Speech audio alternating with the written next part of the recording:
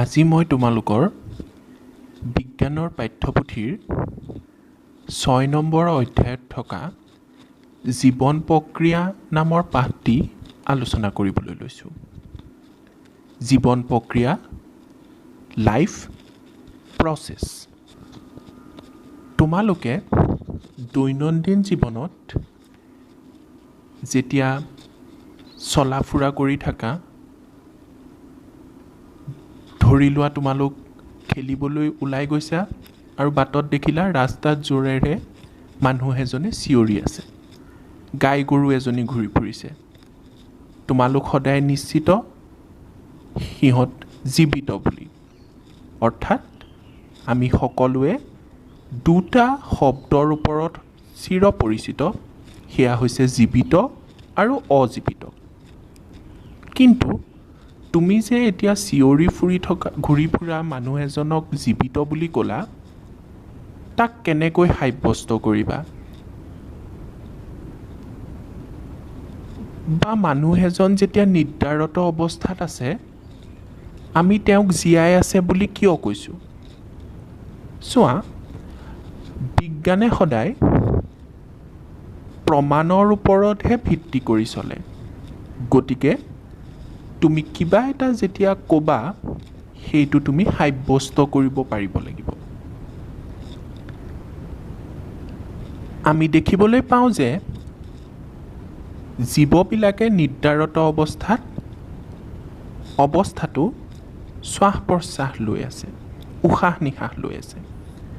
গতিকে উশাহ নিশাহ অথবা শ্বাস প্ৰশ্বাস জীয়াই থকাৰ এটা বৈশিষ্ট্য, character of a living organism. কিন্তু উদ্ভিদবিলাকে শ্বাস প্ৰশ্বাস লৈ থকাটো তোমালোকে দেখিছা জানো? উদ্ভিদবিলাকে চলাচল কৰা তোমালোকে দেখিছা জানো? গতিকে উদ্ভিদবিলাকক জীৱিত বুলি তোমালোকে কেনেকৈ ক'বা? চোৱা, কিছুমান উদ্ভিদৰ ক্ষেত্ৰত কোনো ধৰণৰ চলন পৰিলক্ষিত নহ'লেও, অৰ্থাৎ চকুৰে নেদেখিলেও সিহঁতবিলাক জীৱিত।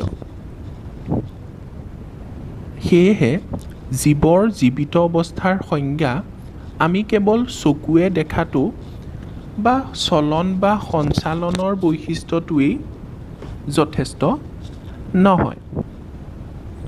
উদাহৰণস্বৰূপে অণুৰ চলন বা আণৱিক চলাচল।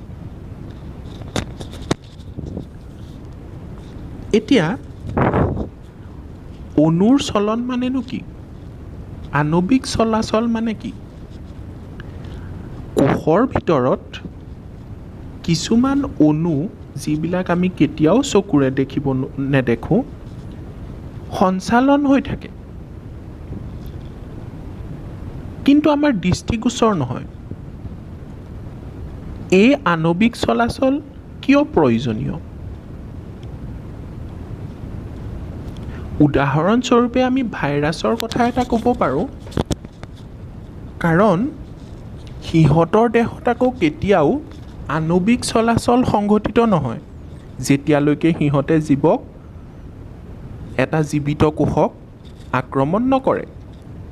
গতিকে সেইকাৰণে তাহাঁতক আমি জীৱিত বুলি পোনপটীয়াকৈ কৈ দিব নোৱাৰোঁ, কিয়নো তাহাঁতৰ আণৱিক চলাচল সকলো সময়তে হৈ নাথাকে। সেয়েহে ভাইৰাছক বায়'লজিষ্টৰ পাজল বুলি কোৱা হয়। এতিয়া এই জীৱৰ আণৱিক চলাচল আমি চকুৱে নেদেখোঁ যদিও আণৱিক চলাচল হৈছে জীৱিতৰ এটা বৈশিষ্ট্য। আণৱিক চলাচলৰ প্ৰয়োজন কিয় আছে? তোমালোকে জানা, কোষ হৈছে জীৱৰ গঠনাত্মক একক। অৰ্থাৎ জীৱৰ শৰীৰ কোষেৰে গঠিত আৰু এই কোষত কোষাংগাণু কিছুমান থাকে, উদাহৰণস্বৰূপে মাইটোকণ্ড্ৰিয়া, ক্লৰোপ্লাষ্ট ইত্যাদি।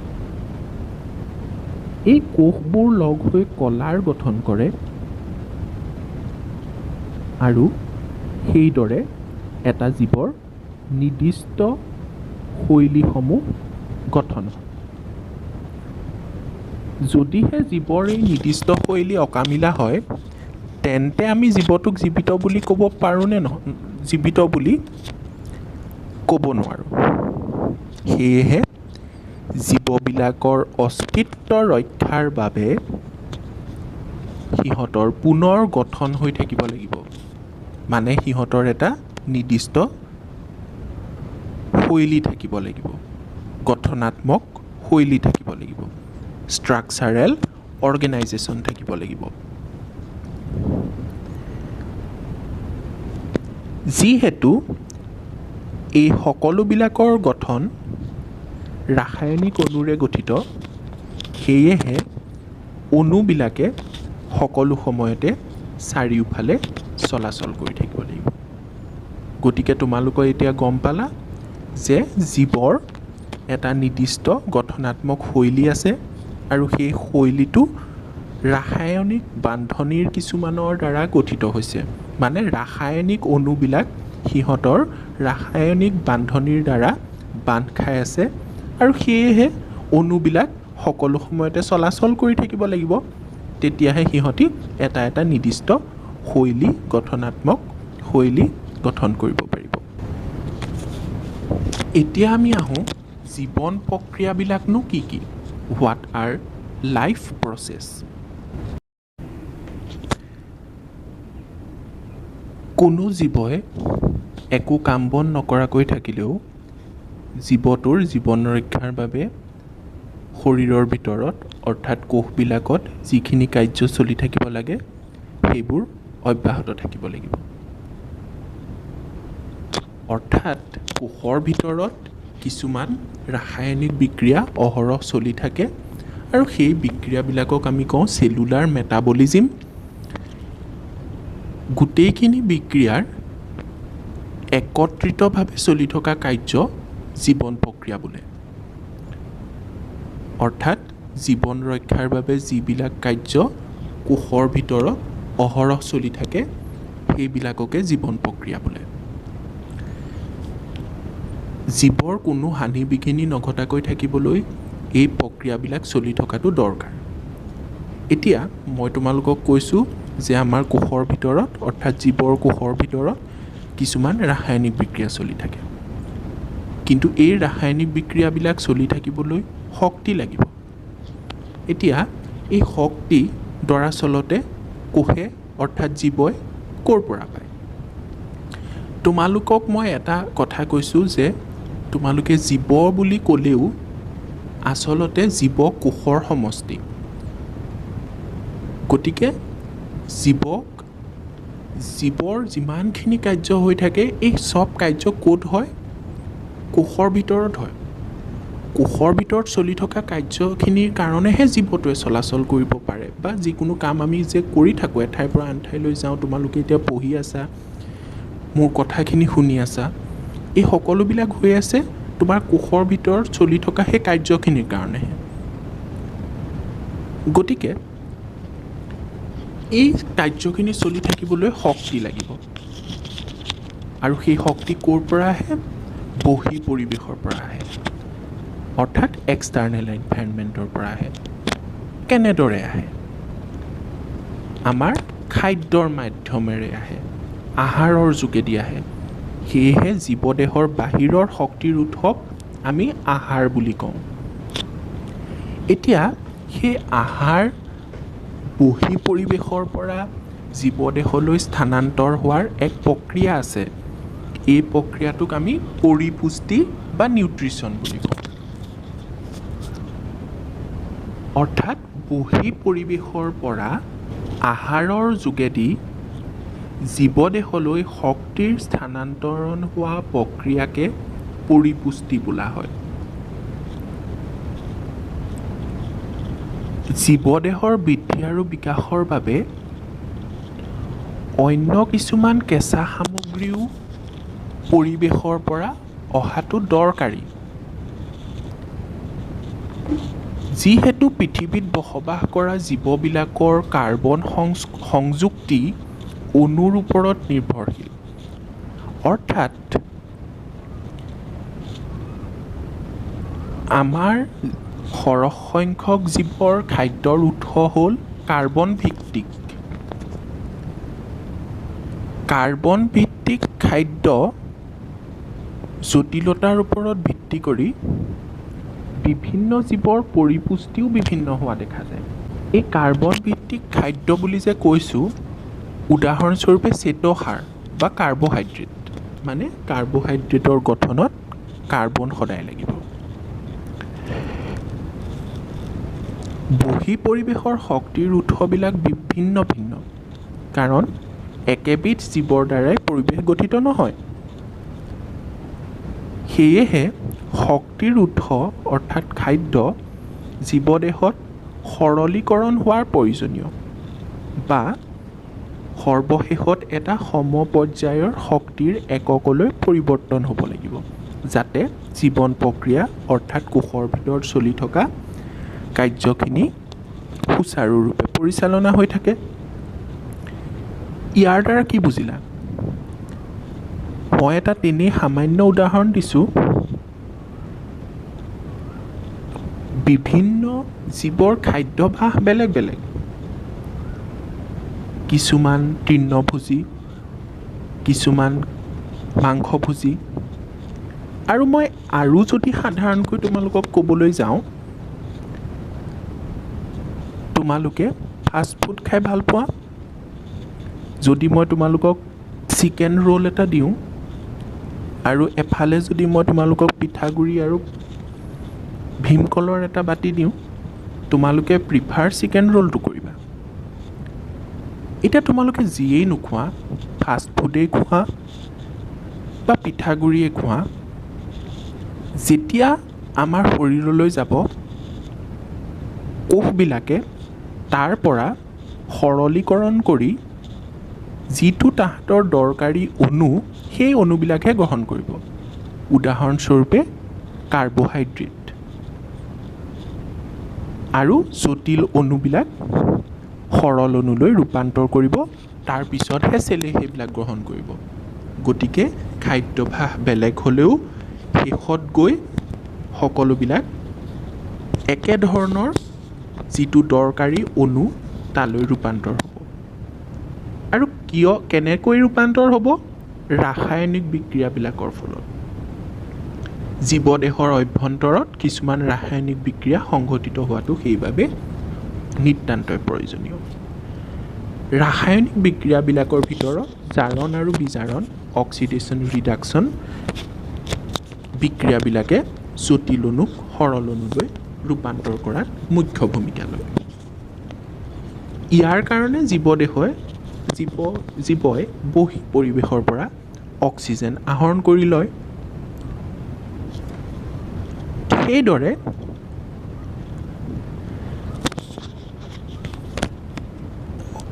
বহি পৰিৱেশৰ পৰা অক্সিজেন আহৰণ কৰি আহাৰবিলাকৰ পৰিৱৰ্তন ঘটাই কোষৰ ব্যৱহাৰযোগী কৰি তোলে। অৰ্থাৎ অক্সিজেন লৈ কোষে জটিল অণুখিনি, খাদ্যৰ পৰা যিখিনি জটিল অণু, সেইবিলাক সৰল অণুলৈ ৰূপান্তৰ কৰে। তাকে আমি শ্বসন বুলি কওঁ, ৰেছপিৰেশ্যন বুলি কওঁ। এককোষী জীৱৰ ক্ষেত্ৰত আহাৰ গ্ৰহণ, গেছৰ আদান প্ৰদান বা বৰ্জিত পদাৰ্থৰ নিষ্কাশনৰ বাবে বিশেষ কোনো অংগ নাথাকে।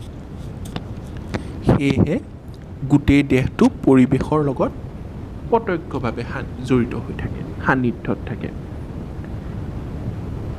মানে এককোষী জীৱবিলাক যিহেতু তেনেই সৰল, সিহঁতৰ কোনো বৈশিষ্ট্যপূৰ্ণ অংগ নাথাকে।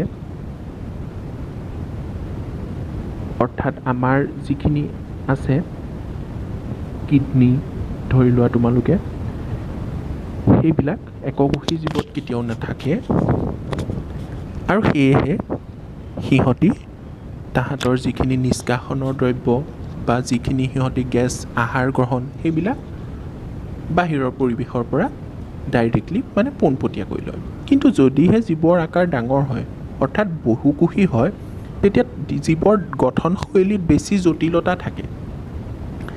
বহুকোষী জীৱৰ ক্ষেত্ৰত সকলোবিলাক কোষ প্ৰত্যক্ষভাৱে চাৰিওপাশৰ পৰিৱেশৰ লগত সান্নিধ্যত নাথাকিবও পাৰে। সেয়েহে সাধাৰণ ব্যাপন প্ৰক্ৰিয়াৰে সিহঁতৰ বাবে লাগতিয়াল দ্ৰব্যবিলাক কোষৰ বাবে পৰ্যাপ্ত নহয়। অৰ্থাৎ এককোষী জীৱৰ আহাৰ গ্ৰহণ, গেছৰ আদান প্ৰদান ইত্যাদিবিলাক ব্যাপন প্ৰক্ৰিয়াৰে সংঘটিত হয় পোনপটীয়াকৈ বহিঃ পৰিৱেশৰ পৰা বা নিষ্কাশিত পদাৰ্থবিলাক পোনপটীয়াকৈ ব্যাপন প্ৰক্ৰিয়াৰেই বাহিৰলৈ উলিয়াই দিয়ে। ব্যাপন প্ৰক্ৰিয়া কি তোমালোকে পাই আহিছা? ব্যাপন প্ৰক্ৰিয়া হৈছে movement of the molecules, gases or liquid from the higher concentration to the lower concentration. জীৱৰ দেহত বিভিন্ন অংগৰ দ্বাৰা নিৰ্দিষ্ট কামবিলাক সমাধা হয়। অৰ্থাৎ টিচুবিলাকৰ পৰা অংগবোৰ ডেভেলপ হয়, কোষ লগ হৈ কলা হয় মানে টিচু হয় আৰু টিচু লগ হৈ অংগবিলাকৰ ডেভেলপমেণ্ট হয়, গঠন হয়। সেইদৰে এটা দৈহিক অৱয়ৱৰ সৃষ্টি হয়। গতিকে আমাৰ গোটেই যিখিনি কাৰ্য সেইখিনি এই নিৰ্দিষ্ট অংগবিলাকৰ দ্বাৰা সংঘটিত হয়। উদাহৰণস্বৰূপে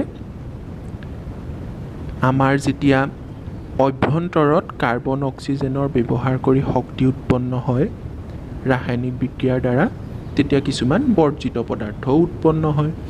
এইবিলাক উলিয়াই দিবৰ কাৰণে আমাৰ ৰেচন অংগ আছে, কিডনী আছে আৰু সেই প্ৰক্ৰিয়াটোক ৰেচন ক্ৰিয়া বা এক্সক্ৰিশ্যন বোলা হয়।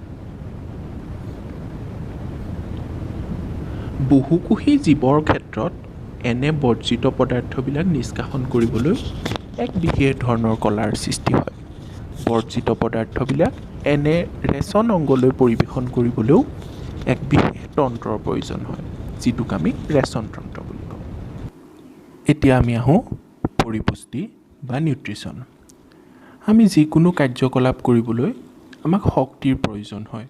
আমাৰ দেহৰ বৃদ্ধি, বিকাশ, প্ৰ'টিন সংশ্লেষণ আৰু অন্যান্য ৰাসায়নিক উপাদানসমূহৰ বাবেও দেহৰ বাহিৰৰ পৰা কিছুমান উপাদান সংগ্ৰহ কৰিব লাগে। এই উপাদানসমূহ হ'ল শক্তিৰ উৎস, অৰ্থাৎ খাদ্য হিচাপে আমি ইহঁতক গ্ৰহণ কৰোঁ, আহাৰ। জীৱই সিহঁতৰ খাদ্য আহৰণ কেনেকৈ কৰে? How do living things get their food? সকলো জীৱৰে শক্তি আৰু বিভিন্ন উপাদানসমূহৰ প্ৰয়োজনীয়তা একেই। অৰ্থাৎ যেনেকুৱা ধৰণৰ খাদ্যই জীৱই গ্ৰহণ নকৰক কিয়, কোষৰ পৰ্যায়ত তাৰ পৰা দৰকাৰী অণুখিনিয়ে গ্ৰহণ কৰিব। কিন্তু ইয়াৰ আহৰণ প্ৰক্ৰিয়া বেলেগ বেলেগ, অৰ্থাৎ জীৱভেদে তাৰ খাদ্যভাসো বেলেগ হয়। উদাহৰণস্বৰূপে কিছুমান জীৱই সৰল জৈৱিক উৎস যেনে কাৰ্বন ডাই অক্সাইড আৰু পানীৰ জৈৱ ৰাসায়নিক বিক্ৰিয়া ঘটাই খাদ্য আহৰণ কৰে। এনেধৰণে খাদ্য আহৰণ কৰা জীৱসমূহক স্বপোষী জীৱ বুলি কোৱা হয়, অট'ট্ৰফিক অৰ্গেনিজিম। মানে ইহঁতি নিজৰ আহাৰ নিজেই প্ৰস্তুত কৰি লয়। সকলো প্ৰকাৰৰ সেউজীয়া উদ্ভিদ আৰু কিছুমান বেক্টেৰিয়াই এই শ্ৰেণীৰ জীৱ। এই শ্ৰেণীৰ জীৱবোৰে মানে স্বপোষী জীৱবোৰে পৰিৱেশৰ পৰা উপাদানসমূহ যেনে কাৰ্বন ডাই অক্সাইড আৰু ৱাটাৰ মানে পানী লৈ পেলাই নিজৰ আহাৰ নিজেই প্ৰস্তুত কৰি লয়। অৰ্থাৎ কাৰ্বহাইড্ৰেট বা শ্বেতসাৰ প্ৰস্তুত কৰি লয়। অন্য কিছুমান জীৱৰ খাদ্য অতি জটিল। এই জটিল খাদ্যসমূহ শৰীৰৰ বৃদ্ধি আৰু বিকাশৰ উপযোগী কৰিবলৈ সৰল অৱস্থালৈ পৰিৱৰ্তন কৰিব লাগে। সৰল খাদ্যসমূহ দেহৰ গঠন আৰু বৃদ্ধিত প্ৰয়োগ কৰা হয়। খাদ্যৰ জটিল অৱস্থাক সৰল অৱস্থালৈ পৰিৱৰ্তন কৰিবলৈ জীৱই জৈৱ অনুঘটক ব্যৱহাৰ কৰে। এই জৈৱ অনুঘটকবোৰক উৎসেচক বা এনজাইম বুলি কোৱা হয়। অৰ্থাৎ জটিল খাদ্য সৰল খাদ্যলৈ ৰূপান্তৰ কৰিবলৈ যি বিক্ৰিয়া ঘটিত হয় সেই বিক্ৰিয়াত উৎসেচকে সহায় কৰে, এনজাইমে সহায় কৰে। এনেধৰণৰ খাদ্য আহৰণ কৰে জীৱবিলাকক পৰপোষী জীৱ বুলি কোৱা হয়। অৰ্থাৎ পৰপোষী জীৱবিলাকে স্বপোষী জীৱই গঠন কৰা খাদ্য গ্ৰহণ কৰে।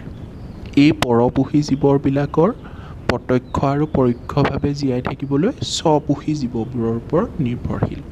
অৰ্থাৎ স্বপোষী বা অট'ট্ৰফিক জীৱবোৰেই প্ৰধান জীৱ যিবিলাকে নিজৰ আহাৰ নিজেই প্ৰস্তুত কৰি লয় আৰু বাকী যিমান আমাৰ প্ৰাণী ৰাজ্য আছে সেইবিলাকে ভেঁকুৰ ৰাজ্য আছে এইবিলাকে স্বপোষী জীৱৰ পৰা নিজৰ খাদ্য বা শক্তিৰ উৎসটো গ্ৰহণ কৰে। ভেঁকুৰ আৰু প্ৰাণীসমূহ হ'ল পৰপোষী জীৱ। এতিয়া আমি আহোঁ স্বপোষীয় পৰিপুষ্টি মানে অট'ট্ৰফিক নিউট্ৰিশ্যন। এতিয়া মই কোৱা ধৰণে স্বপোষী জীৱই প্ৰয়োজনীয় কাৰ্বন আৰু শক্তি সালোক সংশ্লেষণ প্ৰক্ৰিয়াৰ দ্বাৰা সংগ্ৰহ কৰে। এই প্ৰক্ৰিয়াৰ দ্বাৰা স্বপোষীয় জীৱই অৰ্থাৎ মূলতঃ উদ্ভিদবিলাকে বহি পৰিৱেশৰ পৰা আহৰণ কৰি লোৱা কিছুমান দ্ৰব্যক পৰিৱৰ্তন ঘটাই নিজৰ দেহত শক্তি হিচাপে সঞ্চিত কৰি ৰাখিব পাৰে। এনেবোৰ জীৱই পৰিৱেশৰ পৰা আহৰণ কৰি লোৱা কাৰ্বন ডাই অক্সাইড, পানী, সূৰ্যৰ ৰশ্মিৰ উপস্থিতিত পত্ৰহৰিত বা ক্ল'ৰ'ফিল কণাৰ সহায়ত কাৰ্বহাইড্ৰেটলৈ পৰিণত কৰে। অৰ্থাৎ কাৰ্বন ডাই অক্সাইড, পানী, সূৰ্যৰ ৰশ্মিৰ সহায়ত গছৰ পাতত থকা পত্ৰহৰিত কণাবোৰে ক্ল'ৰ'ফিলবিলাকে সূৰ্যৰ ৰশ্মিৰ উপস্থিতিত কাৰ্বন ডাই অক্সাইডটো কাৰ্বহাইড্ৰেটলৈ পৰিণত কৰে। এই কাৰ্বহাইড্ৰেটবিলাকে উদ্ভিদক শক্তিৰ যোগান ধৰে আৰু আমি অৰ্থাৎ প্ৰাণী আৰু বাকী পৰপোষী জীৱবিলাক এই ধৰণে উৎপন্ন হোৱা কাৰ্বহাইড্ৰেটৰ ওপৰতে নিৰ্ভৰশীল। কাৰ্বহাইড্ৰেট যিখিনি ব্যৱহাৰ নহয় সেইখিনি শ্বেতসাৰ হিচাপে সঞ্চিত হৈ থাকে। এই সঞ্চিত শ্বেতসাৰৰ প্ৰয়োজন সাপেক্ষে উদ্ভিদে শক্তি আহৰণ কৰি লয়। আমাৰ প্ৰাণীৰ দেহতো যিখিনি ব্যৱহাৰ নহয় সেইখিনি সঞ্চিত হৈ থাকে আৰু তাক গ্লাইক'জেন বুলি কোৱা হয়। অৰ্থাৎ যিখিনি কাৰ্বহাইড্ৰেট উদ্ভিদত প্ৰয়োজন নহয় সেইখিনি জমা হৈ থাকে তাক শ্বেতসাৰ বুলি কয় আৰু যিখিনি প্ৰাণীৰ দেহত ব্যৱহাৰ নহয় সেইখিনি গ্লাইক'জেন হিচাপে সঞ্চিত হৈ থাকে। গতিকে এই প্ৰশ্নোত্তৰ দুটা তোমালোকৰ কিন্তু পৰীক্ষাত আহিব, বহুত ইম্পৰ্টেণ্ট কুৱেশ্যন। এতিয়া সালোক সংশ্লেষণ প্ৰক্ৰিয়াত মূলতঃ যিটো বিক্ৰিয়া সোমাই আছে সেই বিক্ৰিয়াটো হৈছে তোমালোকৰ পাঠ্যপুথিত ইয়াত লিখা আছে। সেই বিক্ৰিয়াটো তোমালোকে মনত ৰাখিবলৈ যত্ন কৰিবা। দৰাচলতে সালোক সংশ্লেষণ প্ৰক্ৰিয়াতনো কি হয়? সৰ্বপ্ৰথম পোহৰ শক্তিক পত্ৰহৰিতৰ দ্বাৰা শোষণ কৰি লোৱা হয়। পত্ৰহৰিত কণা উদ্ভিদৰ পাতত থাকে। ইয়াত তোমালোকৰ এটা পাতৰ প্ৰস্থছেদ দেখুৱাইছে, কাটি পেলাই ইয়াত দেখুৱাইছে কি কি থাকে। ইয়াত তোমালোকে হৰিত কণা বুলি যিটো দেখিছা সেইবিলাক হৈছে পত্ৰহৰিত কণা বা ক্ল'ৰ'প্লাষ্ট। তাতে কি হ'ব? উদ্ভিদৰ সূৰ্যৰ ৰশ্মি শোষণ কৰিব। দ্বিতীয়তে পোহৰ শক্তিক ৰাসায়নিক শক্তিলৈ পৰিৱৰ্তন আৰু পানীৰ অণুক হাইড্ৰজেন আৰু অক্সিজেনলৈ পৃথকীকৰণ। এতিয়া যিটো পোহৰ শক্তি সূৰ্যৰ ৰশ্মিৰ পৰা আহিলে তাক কেমিকেল এনাৰ্জি অৰ্থাৎ ৰাসায়নিক শক্তিলৈ পৰিৱৰ্তন কৰা হ'ল আৰু পানীৰ অণুটো মানে H2O অণুটো যদি আমি ভাগি দিয়ে তেতিয়া কি হয়? হাইড্ৰজেন আৰু অক্সিজেনলৈ পৃথকীকৰণ হয়। সেইদৰে সালোক সংশ্লেষণৰ দ্বাৰা আমি অক্সিজেন পালোঁ। আকৌ সেই অক্সিজেনখিনিৰ ওপৰতে আমি গোটেই প্ৰাণী জগতে ডিপেণ্ড কৰি আছোঁ। কাৰ্বন ডাই অক্সাইডৰ বিজাৰণ হৈ পেলাই কাৰ্বহাইড্ৰেট উৎপন্ন হ'ল। এই দশাসমূহ এটাৰ পিছত এটাকৈ একেলেঠাৰিয়ে সংঘটিত হোৱাৰ প্ৰয়োজন নাই। উদাহৰণস্বৰূপে মৰুজ উদ্ভিদে কাৰ্বন ডাই অক্সাইড ৰাতি গ্ৰহণ কৰি এটা মধ্যৱৰ্তী যৌগৰ সৃষ্টি কৰে তাৰ পৰাই দিনৰ ভাগত পত্ৰশৰীৰৰ দ্বাৰা শক্তি শোষণ কৰি লয়। অৰ্থাৎ সকলো ধৰণৰ উদ্ভিদতে যে এই প্ৰক্ৰিয়াটো একেধৰণেই সংঘটিত হ'ব তাৰ কোনো কথা নাই। মৰুজ উদ্ভিদৰ ক্ষেত্ৰত ইয়াৰ এটা ব্যতিক্ৰম আছে। এতিয়া তোমালোকে যদি এটা গছৰ পাত ডাইছেকশ্যন কৰি অৰ্থাৎ ছেকশ্যন কাটি ইয়াত তোমালোকক দেখুৱাইছে, যদি আমি অনুবীক্ষণ যন্ত্ৰৰ সহায়ত চাওঁ, মাইক্ৰস্কোপৰ সহায়ত চাওঁ, তাত কিছুমান সেউজীয়া বৰ্ণৰ বিন্দু দেখিবলৈ পাম, যিবিলাক হৰিত কণা। এইবিলাক যেতিয়া মই তোমালোকক এতিয়া ক'লোঁ, হৰিত কণা বা ক্ল'ৰ'প্লাষ্টবিলাক সিঁচৰিত হৈ থাকে আৰু ইহঁতি সালোক সংশ্লেষণ প্ৰক্ৰিয়াৰ বাবে অত্যাৱশ্যকীয়। এইখিনিতে আৰু এটা দৰকাৰী কথা আহিলে, উদ্ভিদে যে কাৰ্বন ডাই অক্সাইড গ্ৰহণ কৰিলে, কেনেধৰণে গ্ৰহণ কৰিলে। নৱম শ্ৰেণীত তোমালোকে পাই আহিছা যে উদ্ভিদৰ পাতৰ উপৰিভাগত থকা নিচেই সৰু সৰু ৰন্ধ্ৰ কিছুমান আছে, যিবিলাকক পত্ৰ ৰন্ধ্ৰ বা ষ্ট'মাটা বুলি কোৱা হয়। এতিয়া সালোক সংশ্লেষণৰ কাৰণে যি লাগতিয়াল বিশাল পৰিমাণৰ গেছৰ আদান প্ৰদান হ'ব লাগে, সেইবিলাক এই পত্ৰৰন্ধ্ৰৰ মাজেদি সংঘটিত হয়। তদুপৰি উদ্ভিদৰ শিপায়ে পানী শোষণ কৰি লয় পৰ্যাপ্ত পৰিমাণৰ, আৰু সালোক সংশ্লেষণ প্ৰক্ৰিয়াত তোমালোকে ক'লোৱেই যে ৱাটাৰ বহুত ইম্পৰ্টেণ্ট, আৰু যিখিনি পানী এক্সট্ৰাকৈ থাকি যায় সেই পানীখিনিও প্ৰচ্ছেদনৰ যোগেদি অৰ্থাৎ ইভাপৰেশ্যন হৈ পেলাই ভাপ হৈ এই পত্ৰৰন্ধ্ৰৰ মাজেদি বাহিৰলৈ ওলাই যায়। সেয়েহে এই পত্ৰৰন্ধ্ৰবিলাকৰ যথেষ্ট গুৰুত্ব আছে। পত্ৰৰন্ধ্ৰৰ ছিদ্ৰ মুক্ত যদি হয়, এইটো এটা মুক্ত হৈ আছে পত্ৰৰন্ধ্ৰৰ ছিদ্ৰ, তেতিয়া ইয়াৰ মাজেদি গেছৰ আদান প্ৰদান হ'ব পাৰে, কাৰ্বন ডাই অক্সাইড সোমাব পাৰে আৰু যিটো ৱাটাৰ ভেপাৰ ওলাই যাব পাৰে। আৰু যেতিয়া বন্ধ হৈ থাকে তেতিয়া এই প্ৰক্ৰিয়াটো নহয়।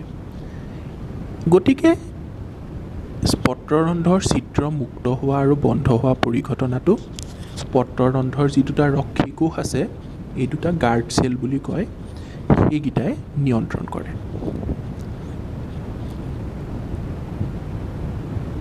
একেদৰে যেতিয়া সেই ৰক্ষী কোষ দুটা সংকুচিত হয়, তোমালোকক ডেছক্ৰিপশ্যনত মই এটা লিংক দিম, সেই লিংকটোত তোমালোকে গৈ পেলাই যদি চোৱা, পত্ৰৰন্ধ্ৰবিলাক তোমালোকে কেনেধৰণে আইডেণ্টিফাই কৰিবা, কেনেকুৱানো দেখিবলৈ, তাৰ কাৰণে এটা মই কাৰ্যকলাপ মানে প্ৰেক্টিকেল দেখাইছিলোঁ, সেইটো তোমালোকে চাবা আৰু তেতিয়া তোমালোকে দেখিবা কেনেধৰণে পত্ৰৰন্ধ্ৰবিলাক থাকে, তোমালোকে আইডেণ্টিফাই কৰিব পাৰিবা। গতিকে ইয়াৰ পিছৰ পাঠখিনি মই পৰৱৰ্তী ক্লাছত ডিছকাছ কৰিম। যদি তোমালোকে মোৰ চেনেলটো চাই ভাল পাইছা, তেতিয়াহ'লে এটা কমেণ্ট কৰি জনাবা, যাতে মই সোনকালেই তোমালোকৰ ক্লাছবিলাক আপলোড কৰিব পাৰোঁ। আৰু মই পত্ৰৰন্ধ্ৰ ষ্ট'মাটাৰ যিটো এক্সপেৰিমেণ্ট, সেইটোৰ লিংকটো মই ডেছক্ৰিপশ্যনত দি দিম। মোৰ চেনেলটো যদি চাই ভাল পাইছা, ছাবস্ক্ৰাইব কৰি দিবা। ধন্যবাদ।